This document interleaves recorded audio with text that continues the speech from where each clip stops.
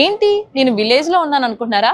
కాదు, అమెరికాలోనే ఉన్నాను. కాకపోతే నాట్స్ ఈవెంట్లో ఉన్నాను. సో నాట్స్ వారు మన ఇప్పుడున్నటువంటి కల్చర్ పిల్లలకి ఏదైతే ఉందో ఊరు వాతావరణం ఎలా ఉంటుంది, సో మన కల్చర్ ఎట్లా ఉంటుంది అనే విధంగా డిజైన్ చేశారు. అప్పట్లో మనకి ఎలక్ట్రానిక్స్ అవన్నీ ఉండేవి కాదు కాబట్టి అప్పట్లో మన వాళ్ళందరూ కూడా అన్ని చేత్తోని పనులు చేసేవారు కదా. సో ఆ విధంగా ఆ థీమ్ అంతా డిజైన్ చేశారు. నిజంగా నాకు మళ్ళీ మా ఊర్లో ఉన్నాను అన్న ఫీలింగ్ కలిగించారు నిజంగా నాట్స్ వాళ్ళు. ఆంధ్రాలో స్పెషల్ పండగ సంక్రాంతి. మరి సంక్రాంతి ఎలా ఉంటుంది ఆ థీమ్ అనేది ఇక్కడ డిజైన్ చేశారు. సో మనం చూసుకున్నట్లయితే మన ఊర్లలో అప్పట్లో మనకి ఆ ఇల్లులు పాతకాలం ఇల్లులు మండువా ఇల్లులు ఉండేవి కదా.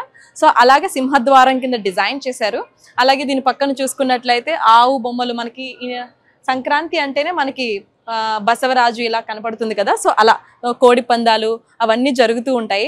సో అదే విధంగా మనకి ఆంధ్రాలో ఎట్లాంటి థీమ్ ఉంటుందో ఆంధ్ర తెలంగాణకు సంబంధించినటువంటి అన్ని థీమ్స్ నాట్స్ ఈవెంట్లో మనకు కనబడుతూ ఉన్నాయి. ఎందుకంటే ఇప్పుడు వచ్చిన పిల్లలకి చాలా మందికి ఇక్కడ పుట్టి పెరిగిన వాళ్ళకి తెలియదు అంటే మన కల్చర్ ఎట్లా ఉంటుంది ఏంటి. ఎందుకంటే ఎప్పుడో వెళ్తారు ఇండియా, ఆ టైంకి వెళ్ళొచ్చు వెళ్ళకపోవచ్చు. కాకపోతే మన కల్చర్ ఇలా ఉంటుంది, మన తెలుగు రాష్ట్రాల్లో ప్రతి పండుగ ఎలా చేస్తారు, ఏ విధంగా ఉంటుంది అనే ఉద్దేశంతో ప్రతి థీమ్ని చాలా డిఫరెంట్గా డిజైన్గా యూనిక్గా చేశారు.